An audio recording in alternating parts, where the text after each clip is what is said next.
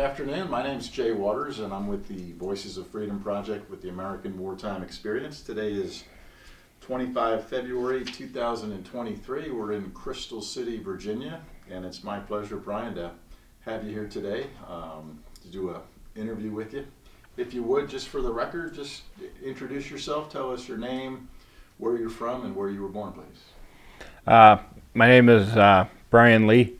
I'm from Minnesota, currently live in Owatonna, Minnesota, and I was also born in southern Minnesota. Okay, born and raised in Minnesota. Yep, been around there all my life. Yep, and you're here, I understand, from talking to you earlier with the Disabled American Veterans. Correct, Group yep, for the Midwinter Conference, yes. Well, good. Well, welcome to the D.C., Washington, D.C. area, Northern Virginia. Thank you.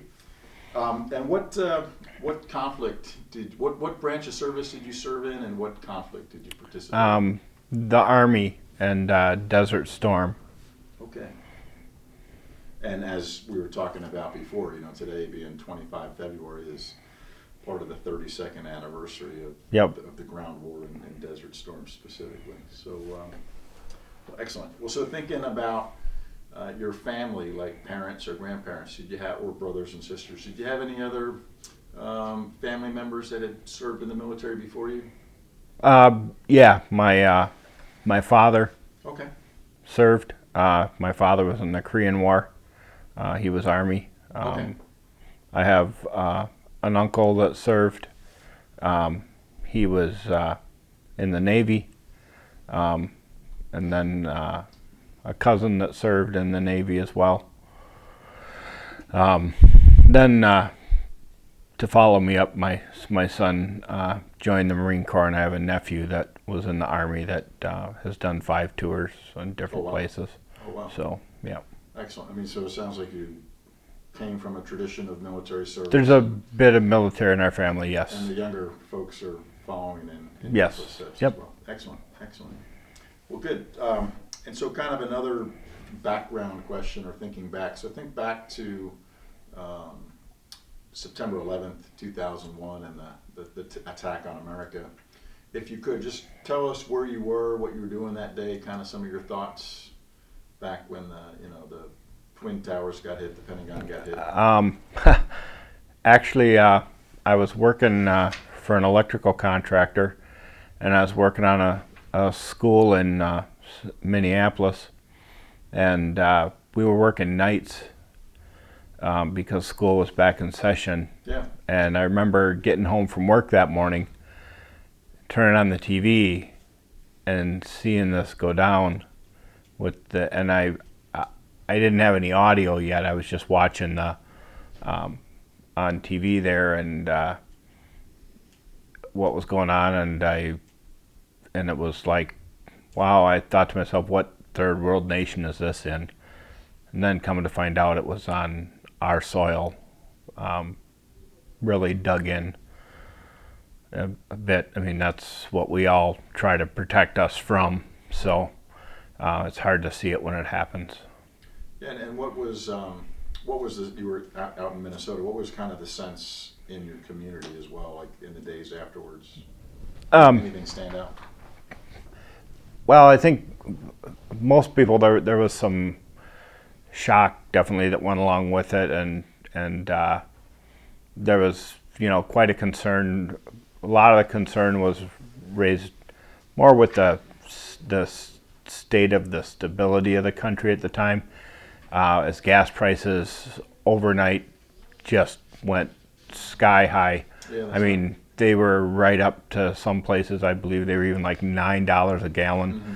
I remember going back to work that night of the bombings and stuff, and the planes crashing, and gas prices were there, and then there became some trouble. Everybody just, it just kind of, you showed the panic in everybody, and that's kind of what it was until it took a little time for everybody to calm down.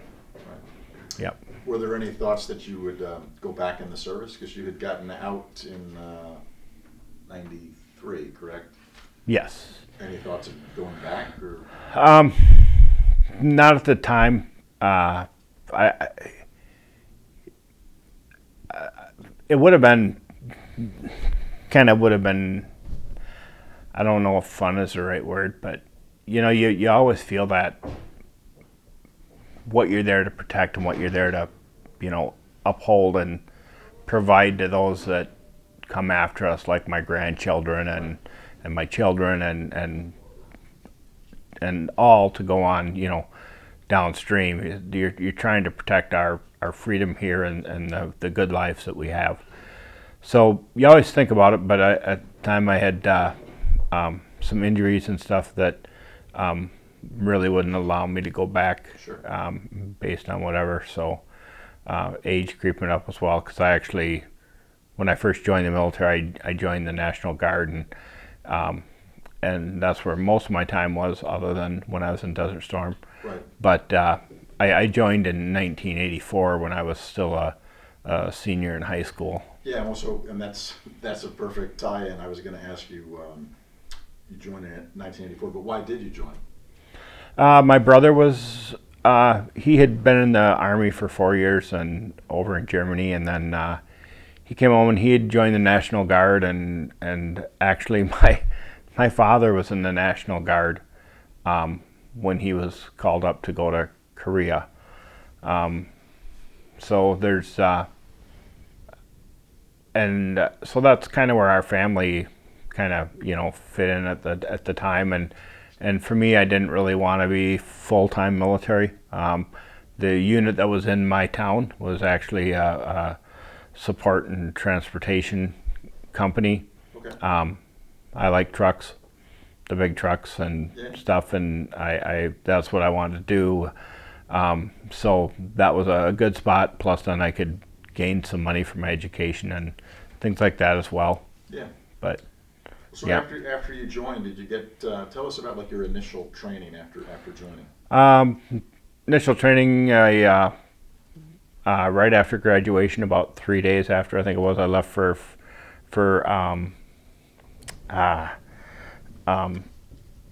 Fort Leonard Wood, Missouri. Sure.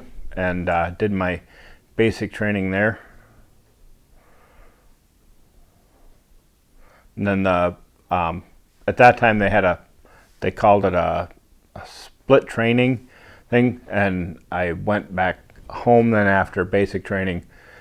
So I was going to school then for electronics at the time, post-secondary, and I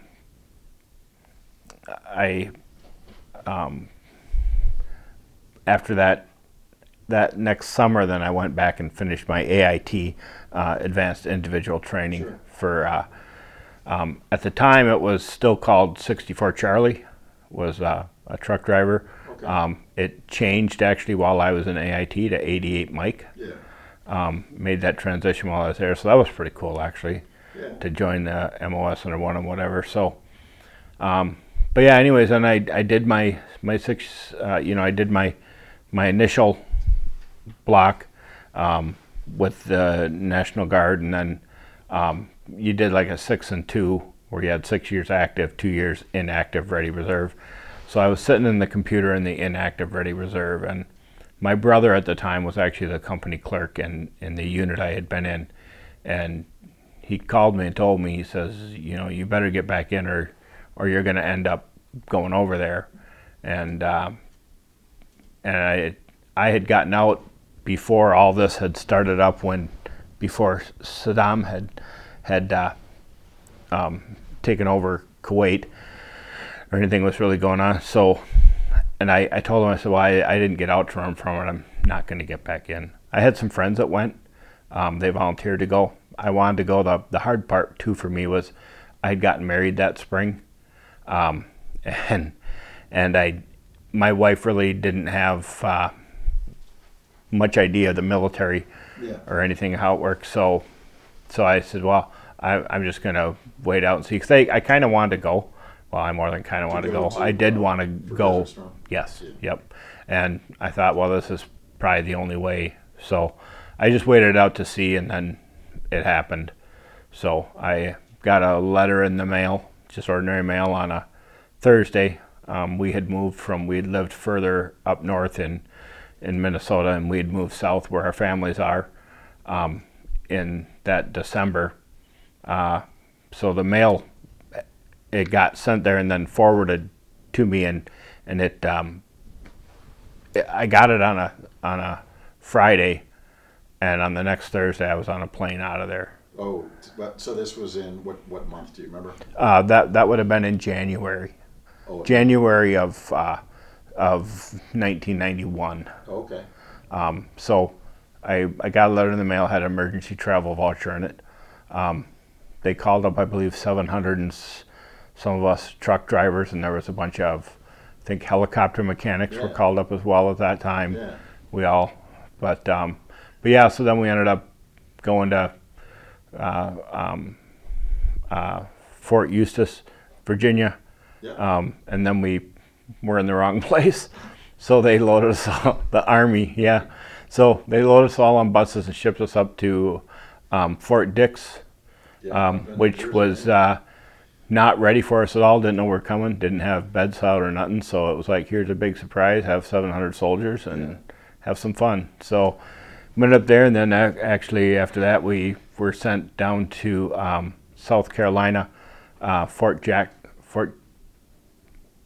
Jackson, I believe. Yeah. Yep. Fort Jackson, And South Carolina. Yeah. then that was where we received our gear and our weapons and all that, and did our gas masks. And then we were just there for a few days, and then we were flown out to Riyadh, Saudi Arabia, and then dispersed from there between the 7th Corps and the 18th Corps, I believe it was. And I'm sorry, so at this point, just for clarity, so you're not really part of the Minnesota National Guard No. or your hometown unit? No. You're No. an individual augmentee. I was pulled out of the inactive ready reserve and put back into the regular Army. Yeah. And these 700 folks are just all... They were any Army truck driver of any that had been out a year or less. Okay. The government went and pulled them all back in. Yeah. So, as I mentioned to Colonel one time in our training, they took people that were civilians a week ago and liked it, and then they actually put us with drill sergeants to, you can probably imagine what went on, but... Yeah. Well, what was your rank now at the time? I was an E4. E4. Okay. Yep. But you were experienced because you'd had your time Yep. from Minnesota National Guard. Yep. basically. So- Yep. Yep. Okay. Well, so what was that experience like? Was it a little bit shocking and overwhelming just of how quickly it all transpired? It was, which is good for me with the way my personality is. It's more, let's just do this and get it over with, than sit and wait. That I'm not a big let's sit and wait person and see what. I'm a little impatient for that. Yeah. So the hard part was, of course, like I said, I had been married, so when I left, when I said goodbye to my wife leaving the United States, had no idea when I'd be able to talk to her again or let her know, and I kind of told her that and said, just, don't watch the news. No news is good news. And I kind of lied to her too. I told her that when I got over there, the only thing that I could really do would be like hauling water or groceries or something in the rear, not to worry. I'd be really safe. So, so that's what I... Well, so you got to Saudi Arabia. Yep. You got further assigned. Yeah, they landed in Riyadh, and then they flew us out on C-130s up to the front to replacement stations. Went to one right away that night. We crashed there for the night.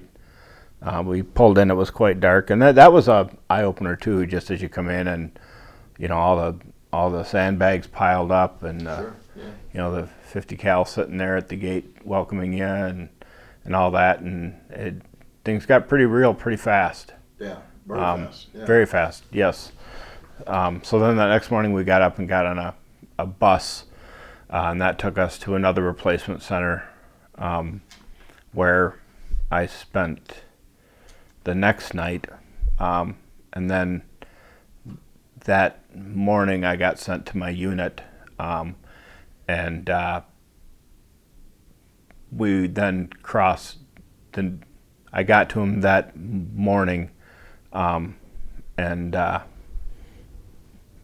I believe it was the next day we crossed over into Iraq, because I got with them kind of whatever, and then the next day we had to go and give the M1 Abrams were loaded, fully loaded, but they weren't combat loaded. Yeah. And from what I understand, combat loaded is fully loaded plus one in the cannon. You can fit no more in the tank anywhere. So we went over to give them that last final round of ammo to put in their cannons, and then be ready to rock and roll. Yes, and this is now, by the time you actually got to, what was it, armor unit? Yes, 164. It was 24th Mechanized Infantry. Yeah. 164 it's February. armor. Yeah, so it's Yeah. February, a couple days before the. Yep. Wow. Yep. And you're a truck driver. So Yes. what kind of truck were you driving? I was driving a Hemet. It's Okay. 4 axles, all-wheel drive, real high cargo bed on it, extremely heavy duty. It's got a crane on the back to lift cargo on and off, that kind of thing. It's, but yeah, it was they're nice trucks. They're Did it all kind of come back to you because you hadn't been doing military stuff on a well, I hadn't been out that long. It was less than a year, so. Yeah, okay. But yeah, it all come back, and we had a quickly. training thing on the trucks that we had done at Fort Dix. Basically, drove them out to a yard, and then we played with the cranes, Okay. picking stuff up, getting used how to run the cranes, and that was about it with them. So And you then felt pretty comfortable yeah, pretty quickly. yeah, they were pretty easy. They were all automatic transmission, Okay. and you know, there wasn't too much that, you know, just being a person that's familiar with that stuff that you couldn't figure out, and Yeah. take care of. So Well, so then the ground war the kicks off, the armor units go forward. yeah, What did you well, do? well, actually, we went and unique story. When we were giving him this ammo, there was 5 trucks that went, 2 fuel trucks, and then 2 ammo trucks and 1 truck with some supplies on it, which was an old deuce and a half. Actually, I don't know how that ended up there, but we went in, and they were the first sergeant from that unit. He was in an APC. He was taking us back to get back with our unit, and then he stopped and said, "Oh, the Marines have hit the beach at Kuwait, and it's time to go now. We got to go. We have permission to take you along. Keep up. If you fall behind, we're not going to be able to stop for you," that kind of thing. Yeah. You know, so it's kind of hard to keep up with an M1 Abrams tank as they go across the desert, because they're pretty fast. Yeah. And they're built for that kind of thing, where a truck with a heavy cargo isn't built for that. It can be a pretty rough ride at times. Right. So we got, I don't know, 5-8 miles into Iraq. Then they stopped. First sergeant came over and told us that he just found out he can't take us with him. Cannot, Oh. no. So he left us 5 trucks sitting there. They drove on, headed out, and they said, just watch for someone to come along. So, you know, at that point, just really make sure your weapon's clean and ready to go. And How many? So it was you and how many other? there would have been Soldiers. 10 of us. 10, so 2 per vehicle, basically. Yep. Yeah, a driver and an A driver. Yeah, And okay. yeah, so it, yeah, so we got left there, and then so we watched around us for anything. Off in the distance, we saw some trucks go by that looked like they were Allied forces. So God smiled on us that day, and we boogied over there, and they were actually our unit. Okay. So yeah, so So you weren't really left behind. You were well, just, well, sort of were left behind, but left. And luckily they had come across and we got back with them. But yeah, so no, hoping somebody would have come around and found us and eventually got us back to our place. But luckily it worked out really well. Like I said, God smiled on us that day and yeah, put us back with him. How long were you actually, just the 10 of you all there? I don't know, 45 minutes, Okay. hour, Okay. something like that. So, but you know, you're out in the middle of flat sand and Yeah. Oh, yeah. pretty much, and you know, just getting out, walking around, watching Were for you anything. in charge of the 10, or was there somebody No, else? no, was no. a sergeant or something? You know, I don't even remember anybody being really in charge. And even these 10 people were still kind of so we're strangers to. correct. Well, Yeah, I'd never. Yeah, just met them. So That's amazing. yeah, yep. Well, so then you fell in with your unit. Yep. It turns out. Then Yep. what y'all do? Then we just traveled into. We traveled right along with. We kind of caught up to where the tanks and stuff had gone to fight, because we were combat support for them. So they would, if they needed fuel or ammunition, they would fall back a little bit or whatever, and we would take care of them, and then they would go back to doing what they're doing. When we would catch up with them like that, then we might get a few minutes to first thing you had to do is get out and check your truck. Make sure you don't have any flat tires. Maybe clean out your air filter quick, depending on how long you've been running, whatever. But you always check things over, take a look at the motor, make sure there's nothing glaring at you. That was your kind of number one priority, is make sure that kept moving. Then maybe you could grab a little something to eat. We didn't have any real food. We just had the MREs. Sure. So, but grab one of them. With us being, the only thing nice was we could crumple up the packets.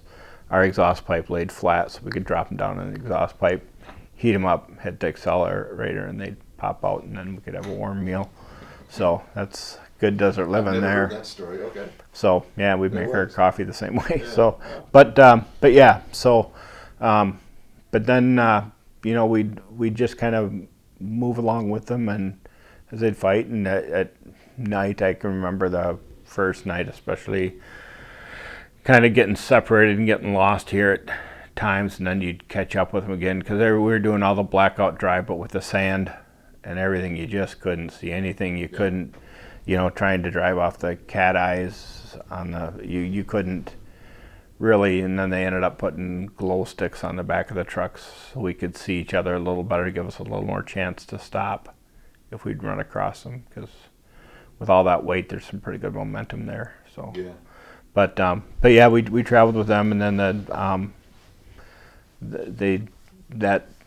that first morning when we that night we pretty much ran all night, and next morning as we kind of had to stop for a while. Some prisoners were taken, and a bunch of them, and we were waiting for whoever to come and get them. So we just kind of had to sit there around these prisoners, and we were kind of stalled out a little bit, and that was, it was just weird, seeing there. And Yeah, what was your sense from seeing these Iraqi soldiers, or now prisoners? well, they were the enemy, and me personally, it was anger more than anything, because they're going to go where they can get 3 hots and a cot. We're out there running through the sand and scraping it off us constantly, and they're going to go get a nice warm shower and whatever. So in my case, it was some anger there on that, but again, just looked at them as the enemy. At that point, they weren't. And that day there was an issue with one of them, but the people doing the security of them made sure it wasn't an issue. But then just kind of, it was. I found prisoners really annoying, just for the fact that we had to keep going, and they were going to go off and just Okay. So because other than the tailpipe cuisine, we didn't get hot meals or anything like that, Yeah. So we were on the run. Well, in addition to the prisoners, I guess, you're right behind the frontline combat guys, so you're Correct. seeing, I'm assuming, wreckage and debris of. Wreckage, some debris. We would catch them occasionally and watch them fight. Okay.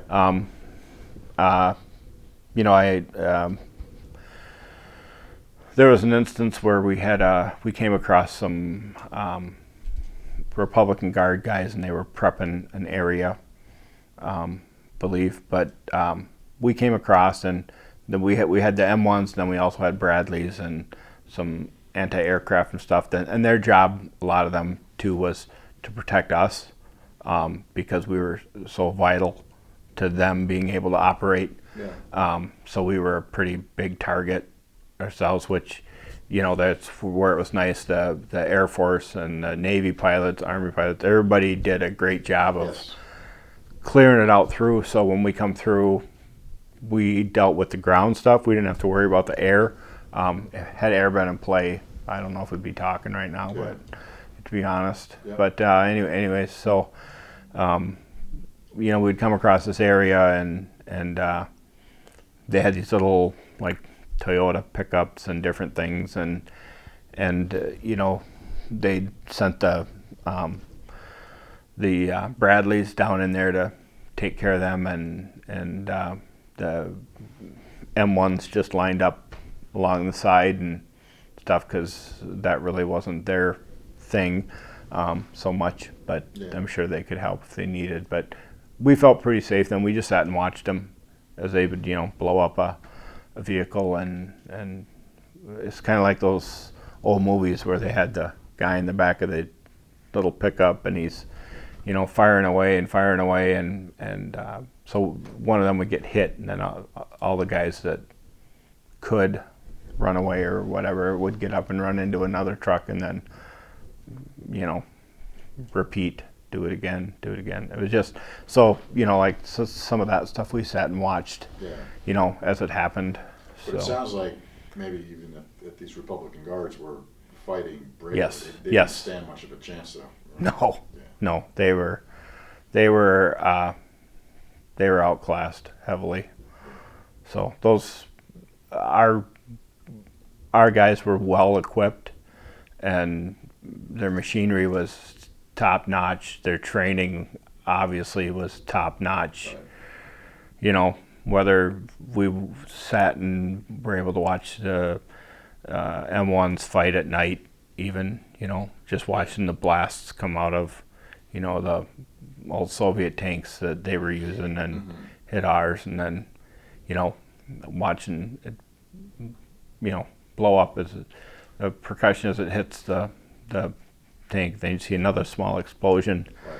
after a few seconds and stuff. So I don't know if it was kind of cool to watch, you know, but it's got a whole different theme to it because that night the tanks were running low on fuel, and the fuel trucks had gone to get fuel to come back, and they weren't back yet. And that night they told us, if you see anything coming your direction, just scatter, and we'll find you. But just scatter. Don't go Scatter follow trucks. anybody. Yep. Yeah. Everybody go a different direction.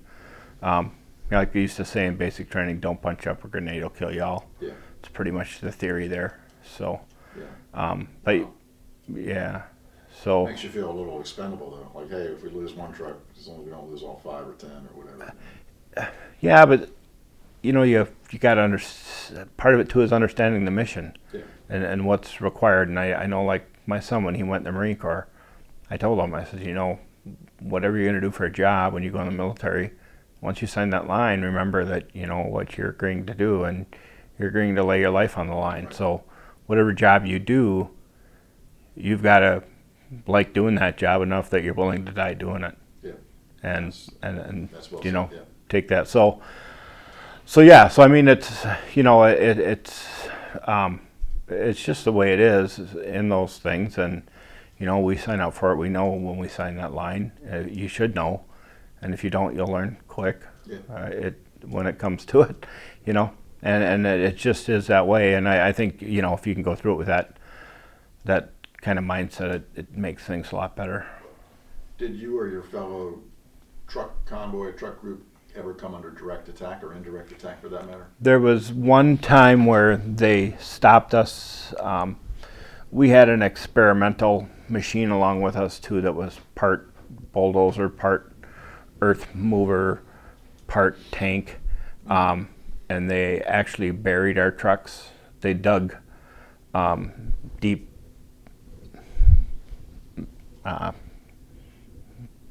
little caves or whatever in the ground. Yeah. They dug out the sand so we could drive the trucks down in them. So we were supposedly taking on artillery. I didn't hear any, but there was a lot going on too. Remember digging a hasty. I had to get out and dig a hasty and sitting there on the edge of it, just waiting to see what was going to happen and how things were going to go. But other than actually taking on any direct fire, no. The tanks and everybody that were around us, the Bradleys, they were all protecting us. So it would have taken a lot for them to get near us. We were pretty well protected. Yeah, or even somebody got bypassed Yep, potentially. yep. But yeah, if somebody would have gotten through or something like that. But you know, we did pretty well. We in our platoon and I don't believe we had any casualties there. Okay. We did one morning. We lost two guys in a Bradley. It got picked up. It got out of its zone, and during a taking of an air base, and Bradley M1 hit it, and it 8 guys were injured. I believe 6 guys were injured, and 2 guys were killed. Well, like a friendly fire. It was a friendly fire incident, but there was a lot going on there, and that was a tough morning. Even so, that morning, the night fight with the tanks and stuff was where they were the big tanks with the Abrams and stuff. That was the night before, and then we kind of lined up and we were able to catch a couple of hours of sleep. One person was supposed to stay awake and one person sleeping. You try to do that, but you're so exhausted. It's just tough. You know, you're so exhausted unless you're actually out walking, guard duty or something. But we didn't do that out there. But that morning we woke up. I remember waking up and the ground was shaking. There was smoke everywhere. Lights, you look up and lights were flying, and just trying to figure out what the hell was going on. And I finally calmed myself down a little bit and started watching the lights to see where they were coming from and where they were going, and watching, and they were all, after you noticed, they were all going out. So then tried to figure out why the ground was shaking and all that, and then the smoke you could kind of make out a little bit. It was tough with the oil well fires and everything too, because the smoke was so heavy to begin with, and then you add in the smoke from all this stuff. But the howitzers had rolled in during the night, so then we woke up and figured, well, they must be wherever they're at right now must be about 17 miles away, because I think that was about the effective range on a howitzer. I think it's around there somewhere. So we knew they weren't right on top of us, but they were off whatever, and they were all gone at that time. But that was a pretty rough morning. Woke up, and then there was a lot of the in alongside of us, the mobile rocket launchers were there firing off just like mad, and the howitzers going at it and stuff. So that was a kind of a come to Jesus moment that morning, when you wake up trying to figure out what's actually going on, and if you're gonna, so. So this would have been like what, day 2 or 3 now? That would have been probably. That would have been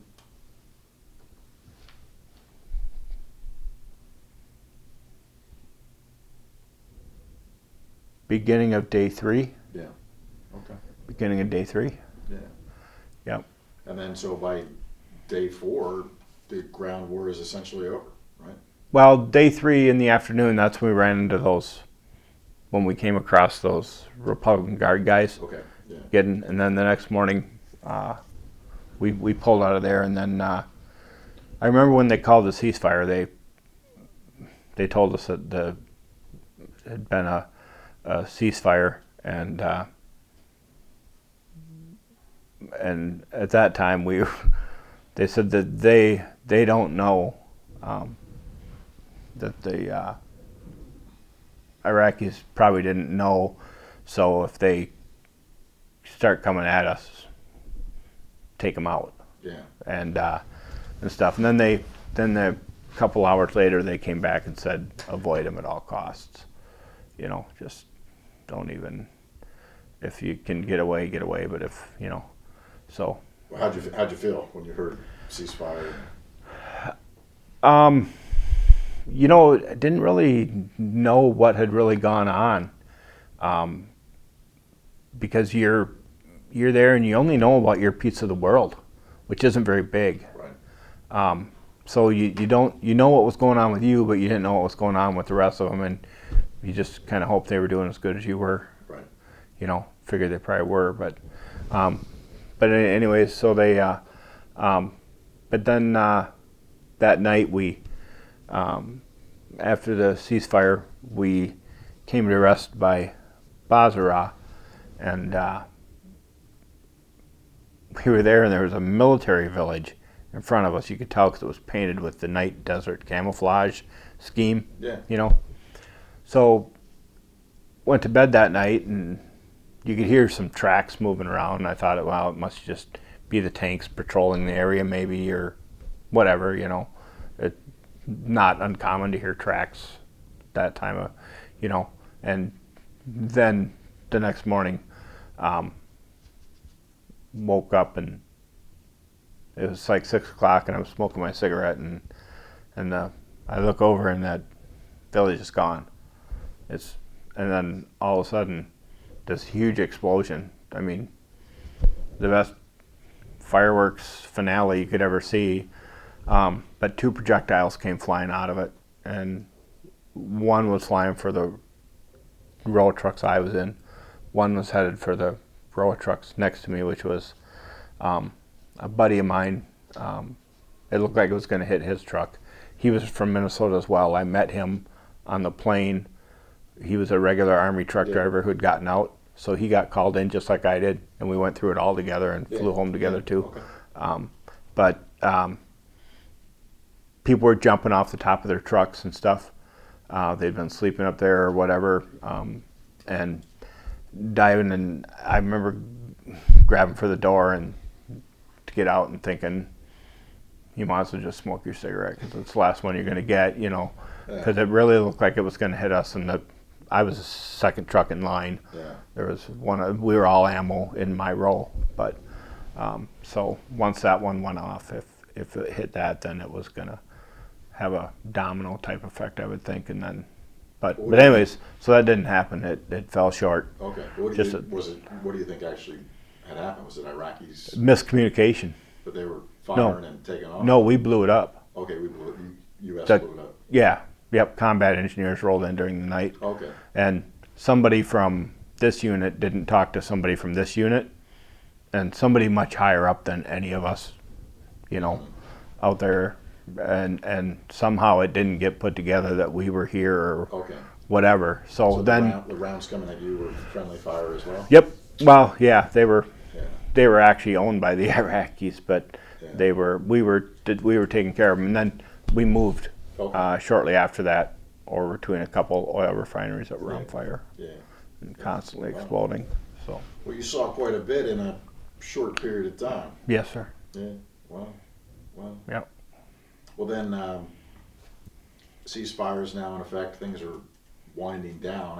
What happened to you as far as getting back home then, or getting out of the country? Well, we. I'm sorry. Did something else happen? We stayed there for a couple of weeks. Okay. We were waiting for the cavalry to come up and take our spot. So that spot would be held still by somebody. So once the cav got up there, then we the whole division or the moved out, and that was we were there. You know, you'd have to walk guard duty and stuff. It's kind of funny when we were sitting there waiting. They came around and took all of our ammunition away from us for our M16s, and they were scared that we were stressed out and might shoot each other. So they came and took all of our ammunition, which, you're in the middle of, and Yeah. come on, let's But be they realistic. told you that was the We had to reason. turn it in. Yeah. Yep, Wow. yep. So, and then they gave us a, and it was like we're like sitting ducks, and we're like, I mean, come on, Yeah. I mean and so then they gave us a magazine to do when we were walking guard duty and stuff at night. It would just get passed on, and it was like, this is just ridiculous. We're adults, we're men. Stress is all a part of this. That's kind of what a lot of them are trained for and stuff. But but then we ended up leaving there, and then they gave us all. There had been a shooting on. You had mentioned that road earlier. Yeah, when we Taplin talked. Road, yeah. I think it was like on there where that highway where there was a shooting right after where a couple of I believe their Army had got shot at running down that road. So they gave us a magazine back and told us not to put it in the gun and not to put anything in the chamber because you'd have time if. So I don't know how you're gonna have time when somebody drives by and pokes a shot at you to do. Yeah. So at that point, as soon as we got it, I locked and loaded and Sure. ready to go in case something, but yeah. So some of the once things really calmed down like that, some of the stupidity kind of took over. It seemed like, and some of the things that just don't really understand how they can get there. But Well, especially as things were winding down. Yeah. Did you have some free time? Were you able to? Not relax a lot. little bit, or We, read a book or anything? Did you we- do anything? nope. We once we left Iraq there by Basra, it took us a day. I think it was a day plus to drive out. We were pretty sleep deprived at that time. I can remember hallucinating some stuff, whatever. And then we got out and we drove right through the middle of a hayfield. They had irrigation units up, and they'd go in a circle, and you see these little circles of nice green hay and stuff here and there. So we drove right through one of them, which obviously there's an irrigation there. It's And this pretty also- easy this to go is still around it. Iraq, or- This is in Saudi Arabia. Now down into Saudi. Yeah, we're back into Saudi Arabia now. Yeah. So they're, and it's just like, why do we do this? I mean, it's just ridiculous. Now we got to pay this guy for all this stuff and whatever, So, I mean, then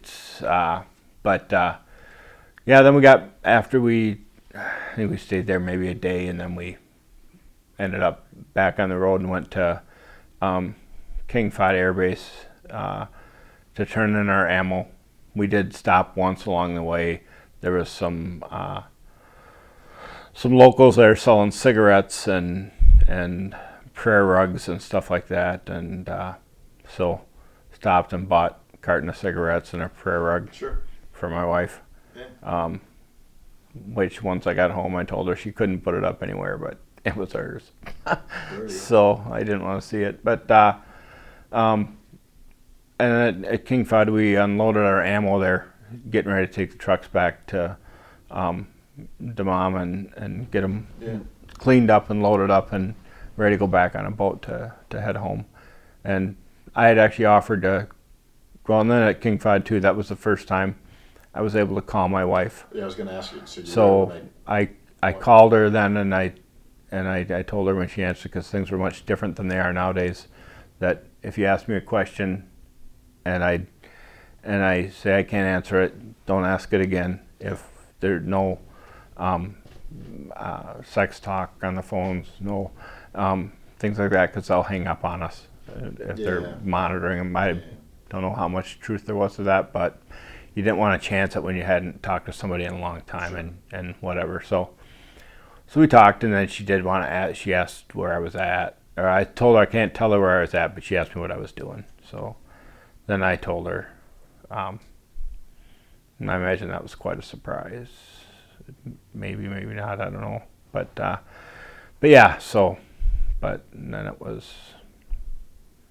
Well, then how'd you get home? Went back to I had offered to come back on the boat with Okay. the equipment, Yeah. but then they came and they told me, no, you can't do that. You got to go right back because the DOD wants you guys out as soon as possible. So they were trying to avoid getting to too many days for benefits. So they kicked us all right back out into the civilian world, and off we went. Did you process back through Fort Jackson or one of those? No places? process. I went back with the 24th. They were leaving. They were rapid deployment desert warfare out of Fort Stewart, Georgia. Yep. So they were going back home. So I flew home with them, and went back there, and then I out processed there. So, and there I hurt my knees while I was over there, and then I also went to the doctor and stuff before I left. Yeah. And none of my records or anything had caught up with me to that point because everything happened so fast. Yeah. You know, and they told me I could stay there for 6 months if I wanted to wait for my records, or I could just go home At and Fort Stewart. yeah. Oh, we'll see you then. So, So and so what was that like finally getting back home to Minnesota?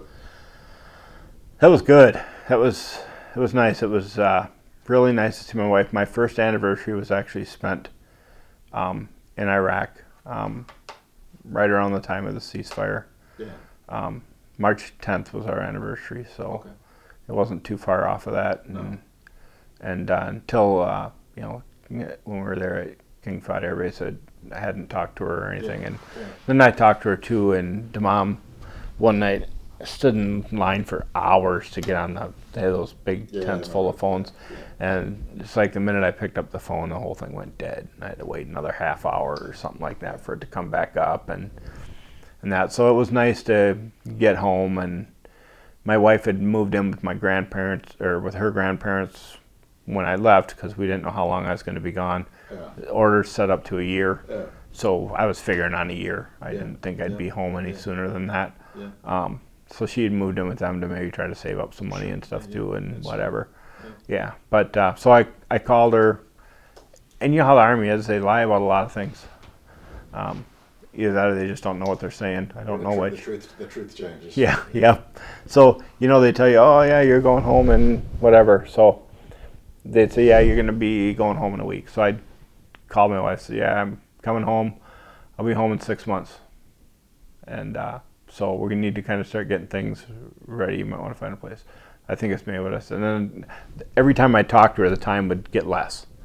Because I didn't want to say I'm coming home in a week, like they said, and then all of a sudden something changes and I go to finish out that year somewhere else, because you're still open to, so with it was pretty much, I called from Germany and said I should be home in a couple weeks, and we had a layover there, and or actually I don't think I got a hold of her when I was in Germany, because her brothers had unplugged the phone playing around or something, and I think I got her when I got back to the States. I don't remember quite for sure right now, but anyways, it was a mad rush to find a place to live and get moved in, and she'd done it though. She'd Was there had any it by the time I was home. celebration, or it was just it was even with the 24th when we landed, there was they drove us to like a football field, and every road you went down, there's people lined up with flags, and the celebration was unreal. And it was the same way when we got home. And we actually, my son, he's our little war trophy. According to the doctor, he was probably conceived in the first couple days I was home. So, yeah.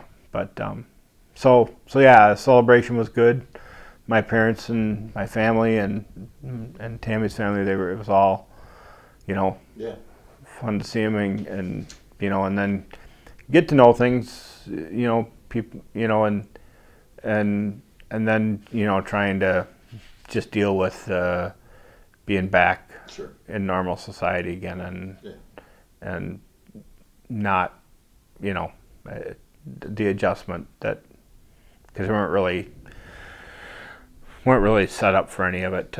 You just kind of, there you go, Yeah, I mean, I've talked to tons of people, and I had a 30-year career, but yours is like probably the most intense timeline that I think I've Yeah. ever heard of. Just Yeah. January '91 called up, Yep. and you're there a couple days, boom, 4 days, boom, and then it's kind of Yep. over, and a couple weeks later, Yep. headed back home. I mean, Yep. to me, that's just amazing. I used to joke about it would be kind of neat if you could just go to war for a few days and see what it was like and not get hurt or anything and go home and every all be I never knew that it was possible to happen. Yeah. And that's kind of what happened to me. Yeah. You know, it's just a matter of circumstances. Well, so I'm looking. Was that it, or did you do any other military service? After I got back home, I joined up the National Guard again. One, I was going to school again for electrical, to be an electrician. Okay. And if I went again, I wanted to go with people I knew. Yeah. Where the way it worked out, I didn't know anybody. Right. You know, so, and you don't have any time to figure anybody out. You don't have, you know, you're just rolling with it. Yeah. You know, so. Well, it sounded like you had at least one connection, a fellow Minnesota Yep. soldier. Yep. So And there was a couple others too that were, you know, a gentleman from down south. I think he was from Tennessee,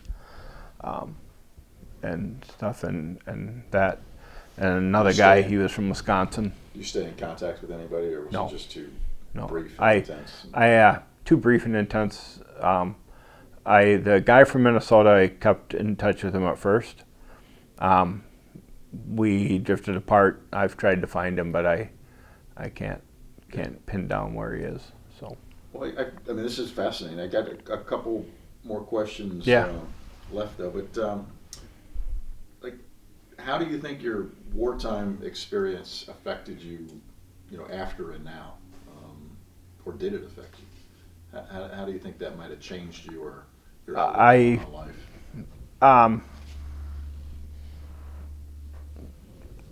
My outlook on life, I think maybe it solidified more the way I feel about things, you know, about our freedoms and how good we have it and how, you know, we have to protect it even on, you know, foreign soil or our own. You know, a man like that, Saddam, had he gotten all that money from Kuwait and the oil, the stuff, I mean, you know, he probably would have made, you know, somebody like Hitler look like a Boy Scout, you know, and I don't mean any offense to anything that happened during the Holocaust, but I'm just saying he was a very bad man, and he just wasn't there, you know. I mean, you're killing your own family to make a point. It just, kind of person's not right, you know. So it had to be done. There's a lot of conversation about what the reasons were that we were there, or whatever. None of that's my business. Yeah. My business was what I was sent there to do and to take care of it while we were there, and that's just what you have to do. Yeah. Well, That's it sounds all like part of it. from just meeting you for the first time today and Yep. talking to you this afternoon. I mean, it sounds like you did an exceptional job. So. So then the second to last question, you kind of touched on it, but I'll ask it. Is if there was one thing that you would want, you know, your son or your kids or future generations, grandkids, to know about you and your military service, what would you want that to be?